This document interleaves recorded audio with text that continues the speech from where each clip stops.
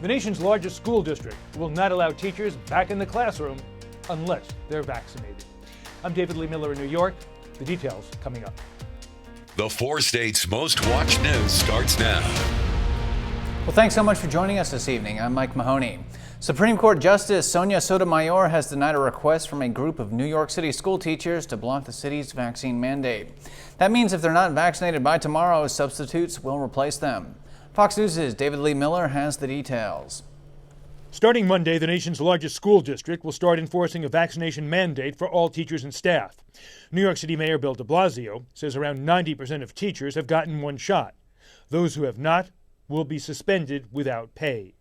There is concern about the impact it will have on students. It's the first month into the school year, and it's going to be very detrimental to these students and for their mental health and stability. I've been in school this whole time. All of a sudden, at some arbitrary date, I become a danger to the children. In California, not only must school staff get vaccinated, but soon students as well. That mandate set to begin as soon as the vaccine is fully approved for younger age groups. Parents are split on the decision. I trust that the vaccinations are safe for kids, so I think it's a good idea. I just think it's a parent's decision, period. About a dozen states have mandates covering healthcare workers. Hospital systems say most employees are complying, but there's concern about staffing shortages in a field that's already seen burnout during the pandemic. We are in touch with our colleagues at the private hospitals, nonprofit hospitals, to make sure that they have plans in place. Here in New York, the mayor says teachers who got vaccinated over the weekend will be able to keep their jobs. Those who do not can take a year of unpaid leave with health insurance or call it quits and take a severance package. In New York, David Lee Miller, Fox News. As more Americans prepare to travel for the holidays, leaders in Washington are pushing airlines to vaccinate their workers. The White House is asking airlines to meet a mandate for having their workforce vaccinated by December 8th. The White House COVID response coordinator met with the CEOs of Southwest, American, and Delta Airlines to ensure they can enforce vaccine requirements by the deadline. This is part of a greater mandate to have all federal contractors require their employees to be vaccinated. Labor leaders in the industry say they fear these requirements will result in workforce shortages. All right, today seemed a little bit drier to me, but I'm not the expert. Let's talk to the expert, meteorologist Nick Kelly. Nick. Certainly was dry for today, Mike, certainly compared to the rain that we saw yesterday, those off and on periods of rain. 59 this morning, but a quick jump to 78 degrees. So we stayed warm, but we did see not a lot of activity on the radar network for today, with the exception of maybe a couple of showers around the Harry Twin Reservoir in St. Clair County. That was about it because of this upper level low that originally was departing, but this is going to play a role in our forecast again as we go through the early part of this week. In the meantime, temperatures mainly in the lower to middle 60s, and a quick look throughout the day tomorrow has us off to quite a chilly start. We'll actually drop back to about 54 in Joplin. Some lower 50s are possible outside of the city of Joplin, but we'll keep things quiet for tomorrow, partly to mostly sunny and highs near 78, Mike. We'll see when that upper low might bring rain chances back our way a little later on. Sounds like a plan. Thanks as always, Nick. Plenty of kids from pre-K students up until 6th grade came out with their parents to the Joplin High School track for the annual Kids Classic Fun Run. And this isn't just any traditional trek around the track. The young racers ran a course that took them off the track and through various parts of the school. Volunteers with the Joplin Roadrunners helped organize the event, and one of their members says it's a great way to get kids active and to get them interested in running and jogging.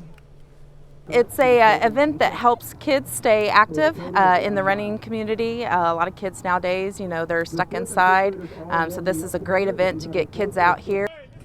This was the 35th annual Kids Classic Fun Run. The event was free and open to the public, and the kids even got t-shirts for participating.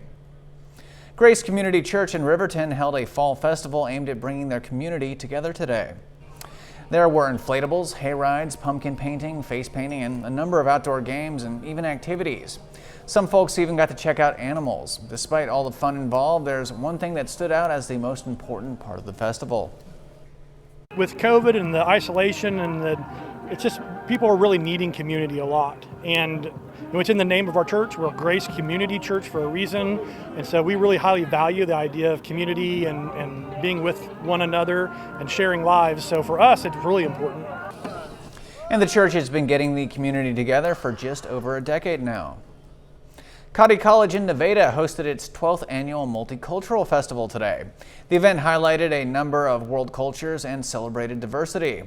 This year's event was smaller than it has been in the past, but it still included international foods prepared by Cotty College students, performances showcasing a variety of cultures, educational displays, and a whole lot more. It's our way of giving back to the community. It's our way of sharing what makes us unique as an institution. And specifically, it's a way for our international students, our international faculty and staff to kind of give back, but also showcase where they're from and why it's important. Organizers say the event also helps strengthen Cotty College's connection to local communities. It's now time for us to honor one of our many Forest State heroes. And tonight, we pay tribute to Millard Burns of Beulah, Kansas. Burns served as a private in the Marines and he fought in the Battle of Iwo Jima. Thank you, sir, for your service and your courage. For more information on all our Forest State heroes or to nominate your own, just log on to KOAMnewsnow.com. Low price on Fox 14.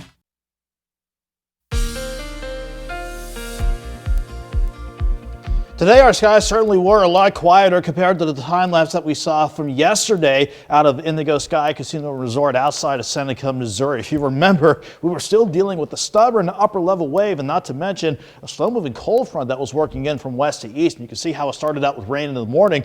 Then we calmed things down and transitioned to mainly this throughout the course of the day. Partly sunny skies on the backside of that upper level wave, and as advertised, just a couple of showers that skirted near the Harry Truman Reservoir north of Stockton Lake, mainly around St. Clair County. That was about it in terms of rain chances to wrap up this weekend. So thankfully we did trend quite a bit drier compared to how we spent most of this weekend.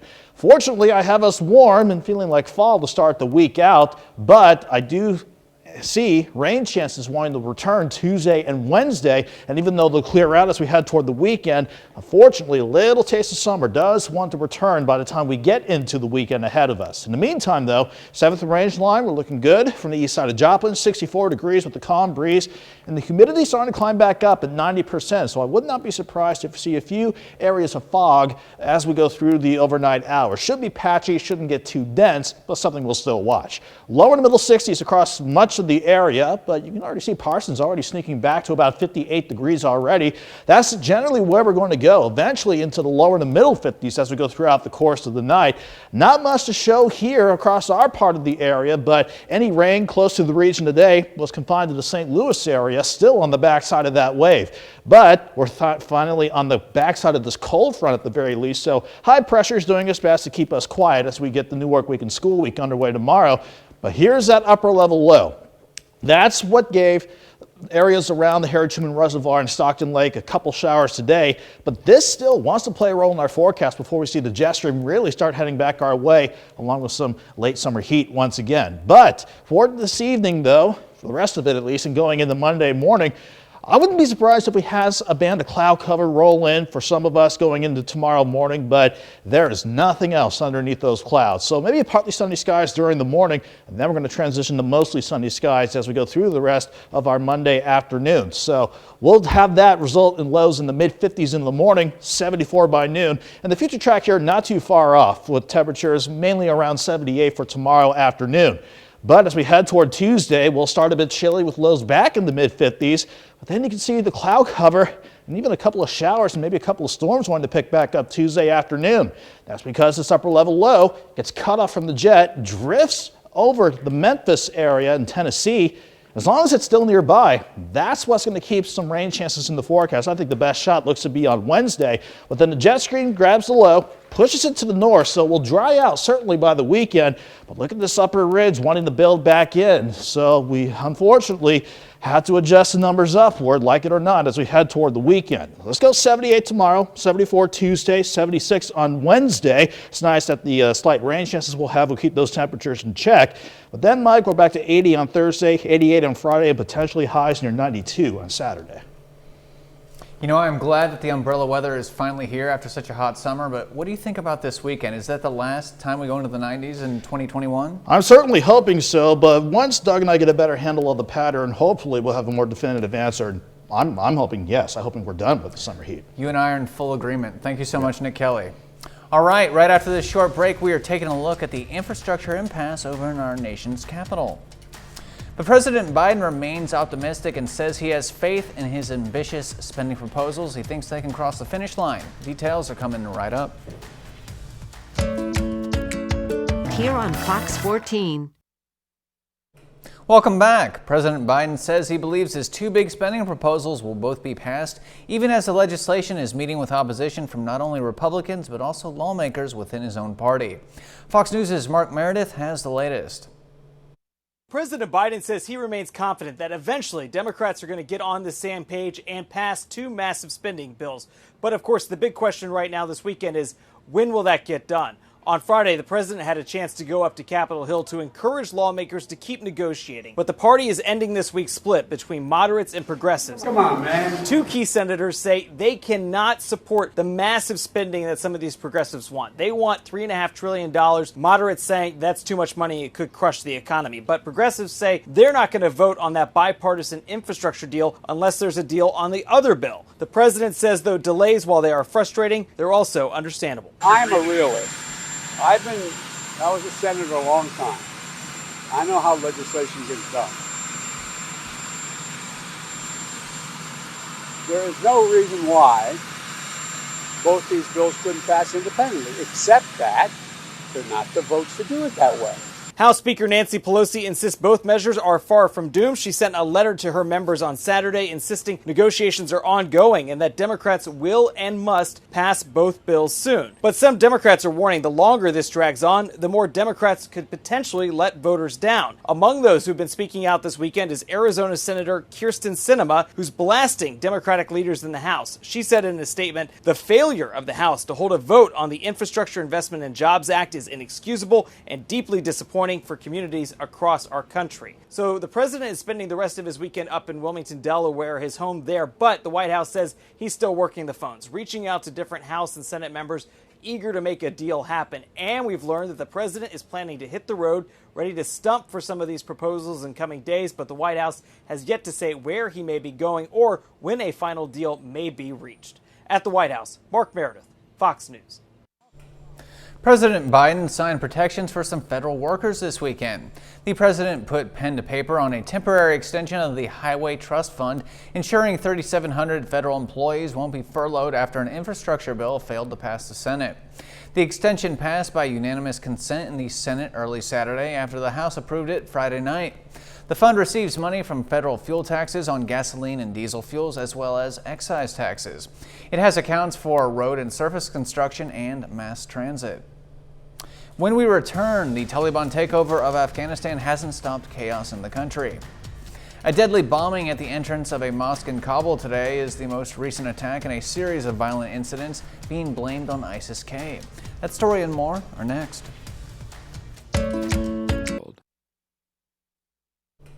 A deadly bombing at the entrance of a mosque in Kabul, Afghanistan today is the most recent attack in a series of violent incidents being blamed on ISIS-K. And there's increasing concern that the bloodshed could ultimately lead to a civil war in Afghanistan. Fox News' Benjamin Hall takes a look. Another worrying development out of Afghanistan today, and it is one that both experts and government officials alike had warned about. That when the US leave and the Taliban take over, there is likely to be an uptick in attacks from groups like ISIS. That in turn leads to chaos and down the road to civil war. The attack today took place at the entrance of the Eidgah Mosque in Kabul, targeting a memorial service for the mother of the Taliban spokesman. At least 8 civilians were killed and more were wounded. Although there was no immediate claim of responsibility, ISIS-K are the key suspects. And since the Taliban took over, attacks by this ISIS affiliate have increased dramatically. Indeed, there was another deadly ISIS attack today in Jalalabad that left 4 dead. And in the last week alone, ISIS-K have claimed a series of other attacks in the country's east, killing dozens of civilians and Taliban fighters. Today's attack was also the first such assault in Kabul since an ISIS suicide bomber killed 13 US soldiers and over 200 civilians near the Kabul airport during that chaotic withdrawal in late August. Experts have warned that a civil war in Afghanistan could replicate the chaos seen in Syria, from which ISIS was able to carve out its first caliphate.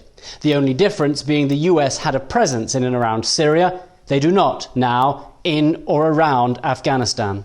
The bottom line is if the Taliban cannot offer security to the people they claim to govern by stopping attacks like this, if they continue to struggle to pay government salaries, and if they continue to subjugate a large portion of their population, I'm thinking here about women, they will struggle to govern effectively. And that very quickly leads to chaos, then civil war, and that is not a good thing for US national security.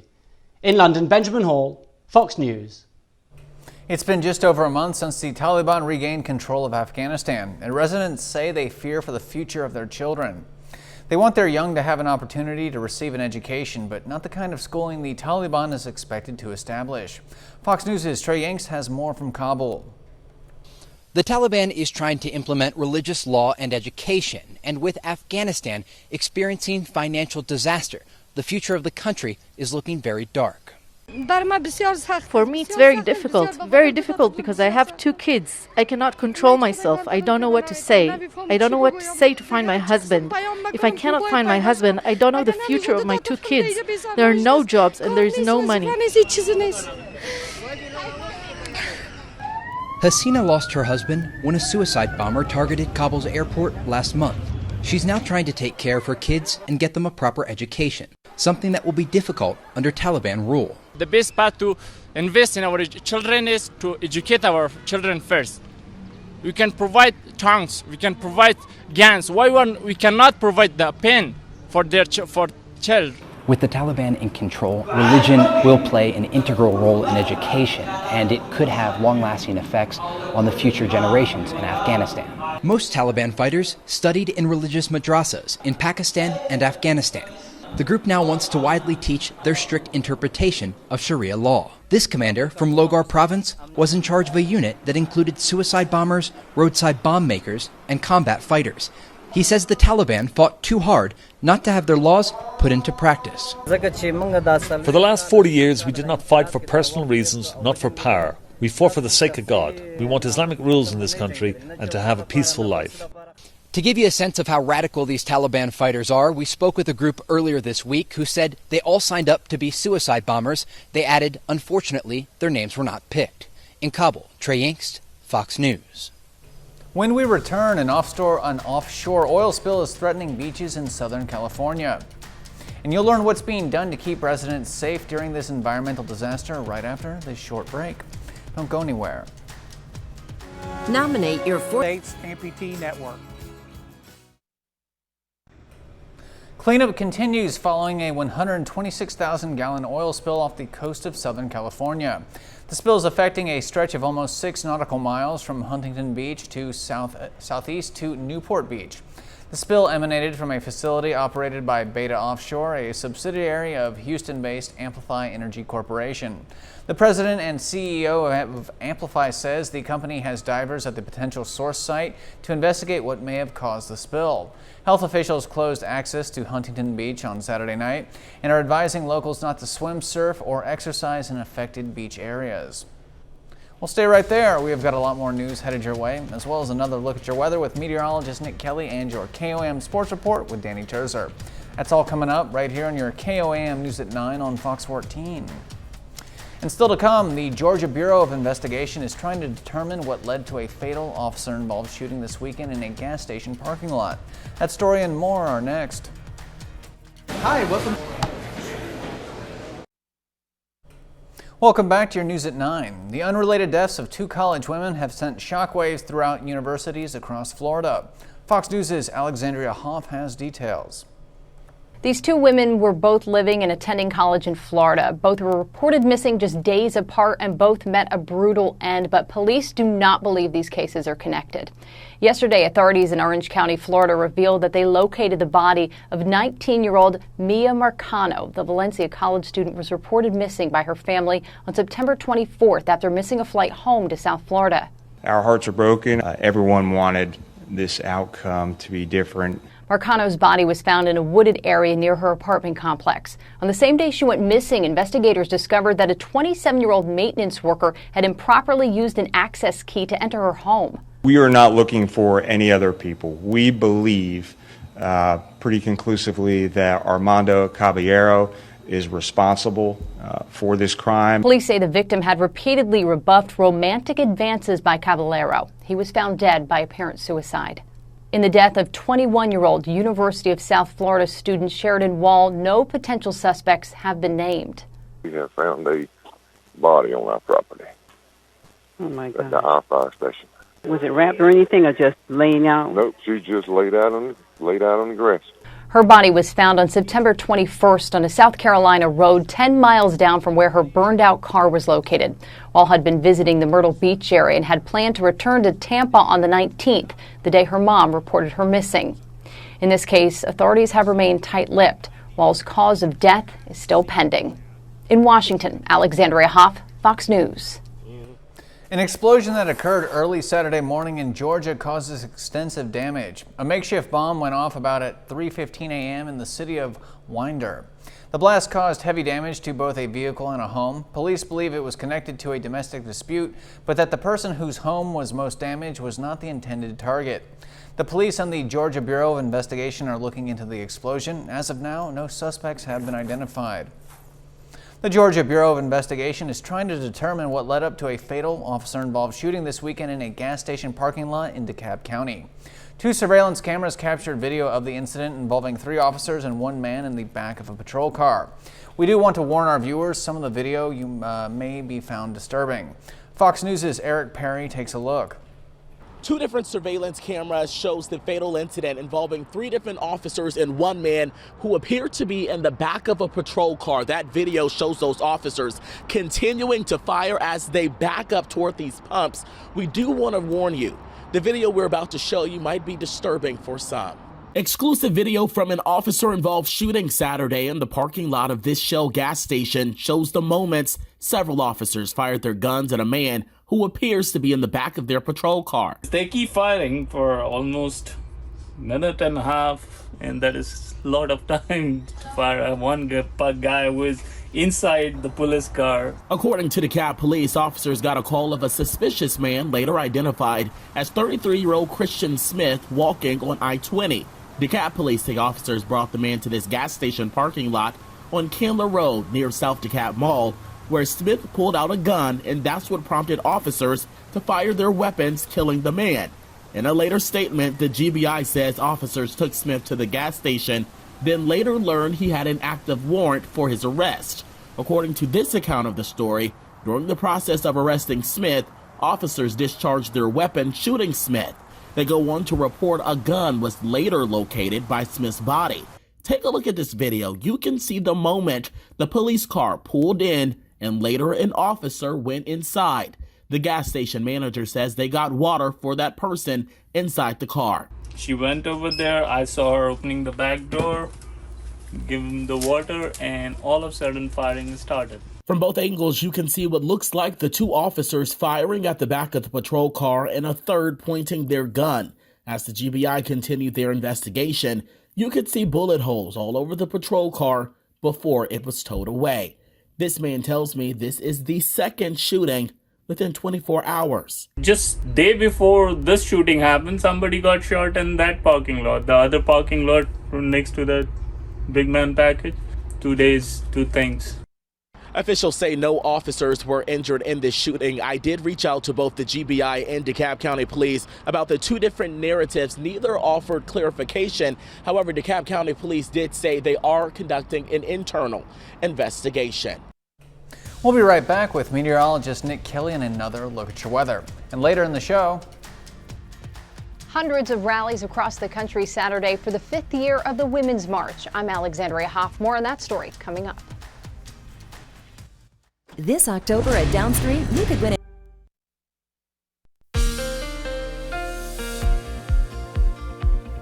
On the heels of all the rain chances that we saw on Friday and certainly through yesterday, it was nice that Mother Nature gave us a nice day to wrap up the weekend with. And that's why we're sitting nice and quiet with this live look outside from Indigo Sky Casino Resort outside of Santa Clara, Missouri. If you remember over the past few days, this time Labs was busy keeping an eye on all sorts of rounds of rainfall and even some thunderstorms rotating on through. But all we had to deal with today was just partly to mostly sunny skies, and any slight rain chances we had This resulted in a few showers, skirting north of Stockton Lake, mainly around the Harry Truman Reservoir out in St. Clair County on the Missouri side. Everybody else, we were thankfully dry as could be as we wrapped up the weekend for today, and that certainly helped temperatures out as well. After we topped out only in the mid-70s yesterday, we dropped back upper 50s to lower 60s this morning. Then, with partly to mostly sunny skies over Joplin Regional, that was enough to jump us back to 78 degrees, a little warmer than I was expecting, but still with enough drier air in place, those numbers felt good for any, in fact, all outdoor plans. Thankfully, it'll stay warm, but fall-like as we start the new work week and school week out, certainly for tomorrow. And that does include Tuesday and Wednesday, as some more rain chances will try to sneak back into parts of the area. But once those rain chances clear up by Thursday and certainly by the weekend, like it or not, we have another taste of late summer heat wanting to work back in as we head toward the weekend. In the meantime, though, 7th and Range Line, traffic below moving along just fine, and the skies above looking quiet as well. 64 in Joplin with a dew point of 61. That's resulting in a humidity of 90%, trying to result in some patchy fog as we start the late night hours. But I think the dew point numbers are going to come down during the overnight, so I'm not too concerned about the fog, if any develops, getting out of hand. Otherwise, outside of Joplin, where most of us are right around 60, if not pushing into the mid-60s. And again, these numbers, I'm anticipating them dropping back into the mid-50s around Joplin. And we'll get a better look at the numbers with mostly clear skies as we continue throughout the course of the night. Any rain, better shots of it stayed around the St. Louis area, closer to the cold front that continues to work on through. Here are a couple areas of high pressure that will keep us dry. And certainly fall-like to start the new work week and school week out. Then there's this upstairs. This upper level wave is what brought a few showers around the Harry Truman Reservoir, but this is what still wants to play a role in our forecast as we go into Tuesday and Wednesday. Again, in the short term, not much to worry about. Maybe some cloud cover sneaking in from the north, resulting in partly sunny skies to start the morning out. But then the afternoon looks about as mostly sunny as we can get, with temperatures again staying on the warm side. But we'll go from 54, a chilly start in the morning, with most of us in the lower to middle 50s. 74 by noon, and we'll push afternoon highs right around 78 degrees with a light north breeze to 5 to 10. Going into tomorrow night, maybe a little cloud cover, but we'll be dry to start Tuesday out. But then you can't help but notice skies turning partly sunny for Tuesday, and the future track going to pick up on a few rain chances for Tuesday afternoon. That's because of the upper level low. It gets cut off from the jet, starts to wander around the region Tuesday and Wednesday. I think with this wave, Wednesday could give us our best shot for any rain or thunderstorms for the week, but even then it's just scattered. Not everybody will see it. Then this upper low decides to amp as we head toward the weekend, but here comes that upper level ridge. That is what wants to really warm us back up as we head toward the end of this week. 78 tomorrow. We'll go mid-50s again Tuesday morning before we bounce back to 74, 76 on Wednesday, back to 80 on Thursday, but upper 80s, lower 90s. Like it or not, Mike, that's what we got lined up for highs for the coming weekend. Hey, sounds pretty good, Nick, and you know what? We're pretty lucky compared to what some people are dealing with on the other side of the world. Check this out. High winds and heavy rain are hitting the coast of Oman. Bad weather moved into the area as the cyclone Shaheen approached the country. According to India's meteorological department, the cyclone is expected to make landfall this evening.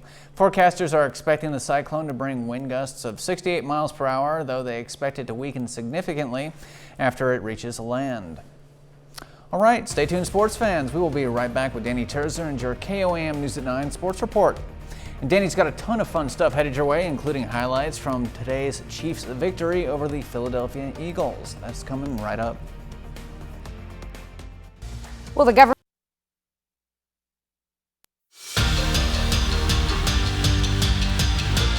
This is the Toyota Sunday Night Sports Feed.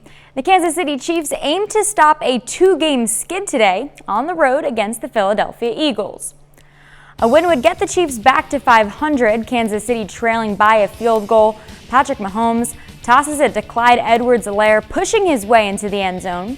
Trailing again, Mahomes connects with Tyreek Hill for the score. We'll hear a lot more of that name. Mahomes' third touchdown pass of the day here. Can he hang on to it? Yes, Jody Fortson with the touchdown makes it 21-13. Fourth quarter, I told you he was coming back.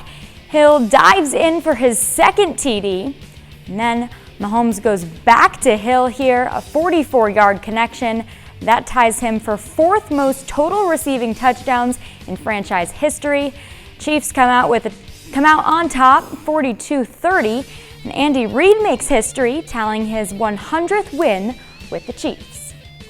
Being able to run the football in this league is crucial, and be able to have the guys that we have, and you can see week by week they're getting better and better and better. And they obviously they have the talent. It's about working together and building those relationships.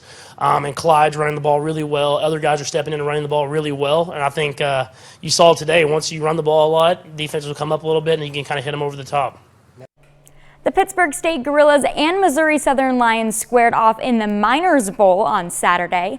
The rivalry between the two schools has been lopsided over the past handful of years. The Gorillas have won the matchup 25 of the last 26 meetings. This year, Pittsburgh State came away with another victory over Missouri Southern, but the game itself was a battle to the end. We did not back down from a challenge. We did not back down from them, and our kids continue to battle. Our kids continue to fight. That's the part I'm proud of. Pittsburgh State regained the lead in the final 5 minutes, ultimately winning 20-16. It was the play leading up to that touchdown, a 51-yard punt return, that changed the game for the Gorillas. It took that return by Caleb to get us a little bit of momentum and wake us up on the sideline.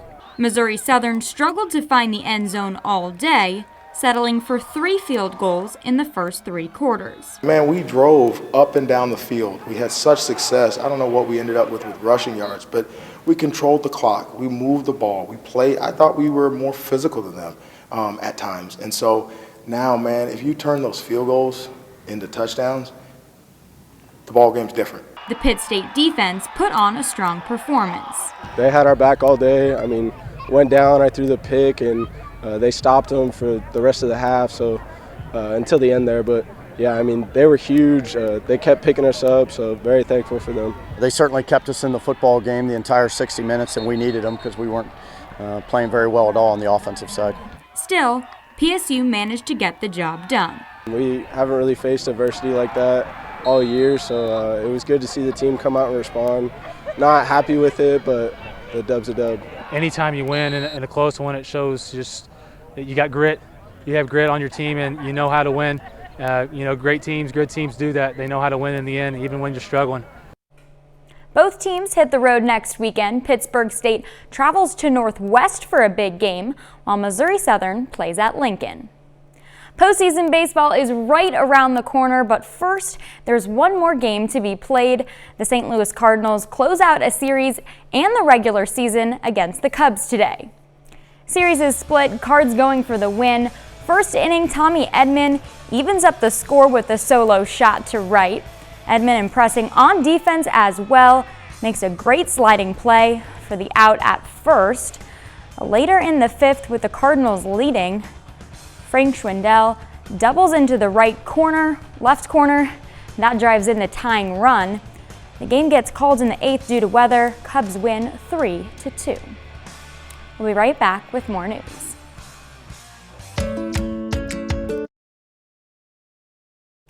Welcome back to your News at 9. The first Women's March in 2017 drew millions of people to Washington, D.C. in support of women's rights. Now in its 5th year, marches all over the country this weekend kept that message alive with a renewed sense of purpose amid a slew of legislation in multiple states targeting abortion. Fox News' Alexandria Hoff takes a look. Thousands walking along the National Mall Saturday in D.C. for the 5th year of the Women's March, with similar demonstrations taking place in dozens of cities across the country. The theme of this year's march is protecting women's right to choose, after Texas and other states either passed or proposed laws that significantly restrict abortions. In Arizona, a judge blocked components of a new abortion law that would have brought felony charges against doctors that perform abortions due to genetic abnormalities. Despite that ruling, activists say it's still a setback for women's medical freedom. This is a ban on abortion. It is an outright ban, and we have to refer to it as such. Because healthcare is a human right, whether it's for men or women, and I'm really tired of men making decisions for our bodies. The Supreme Court begins a new term next week, and after they denied a request last month to block Texas's new law from taking effect, there's concern that the now conservative majority could put the future of Roe v. Wade in jeopardy. I'm sick and tired of having to fight over abortion rights. It's settled law in the nation, and you are not taking that right away from us. Not now, not ever. The court is set to hear a case in December regarding a Mississippi law that bans most abortions after 15 weeks. If that law is allowed to stand, it could threaten the protections provided by Roe v. Wade that have been in place for nearly 50 years. In Washington, Alexandria Hoff, Fox News. We are not done yet here on your KOAM News at 9 on Fox 14. And when we return, we are going to introduce you to a Hawaiian monk seal who is making headlines for one heck of a swim. That story and more headed your way in just 2 short minutes. Stay tuned. An Arizona woman who was breeding rats for her pet snakes died inside her home. That resulted with the rodents escaping into the neighborhood, and now neighbors say hundreds, possibly thousands of rats are roaming the streets and hiding out in homes. Fox News' Nicole Garcia has more on what's being done to deal with the infestation. I say kill them all. I'm disgusted by them. Megan Lortz lives next door to the source of the neighborhood rat infestation. Police describe it as a hoarder house. The decomposed body of a 65-year-old woman was found inside last week. The woman had been raising rats inside the house for food for her pet pythons. After she died, the rat population exploded. I'm a little annoyed with the Humane Society, to be honest. There's no saving the rats. Just kill them and get rid of them. I'm tired of dealing with this. They are kind, sweet animals that are like a cross between a cat and a dog, least likely of all the critters to bite. Also least likely to spread disease. Animal rescue groups spent Tuesday morning trying to collect as many rats as they could. They estimate there's at least 300 rats inside the house and hundreds more outside. Right now, the ones that I've seen have a lot of hair loss, and we're not sure what that is from. It could be from hoarding and living conditions. It could be mange, it could be ringworm, it could be a variety of things. Many neighbors, however, have taken matters into their own hands. I've set 16 pounds of rat poison out. A Hawaiian monk seal is making headlines because of her record swim to the Hawaiian island of Oahu. The National Oceanic and Atmospheric Administration says the 26-year-old seal named KG-54 swam 1,300 miles from Kure Atoll, which is at the northwestern point of the Hawaiian island, all the way to Oahu. In case you're wondering, KG-54 is the smaller seal, and she did the trip in about a month. Officials say that is record time considering it usually takes monk seals several years to complete that distance. KG-54 was spotted lounging on a beach alongside RN-58, an 8-year-old female seal. Who's naming those seals? It sounds like robots. All right, well, hey, thanks so much for wrapping up your weekend with us. We'll see you next week for more KOAM News at 9 on Fox 14. Have a great night. Stay safe out there.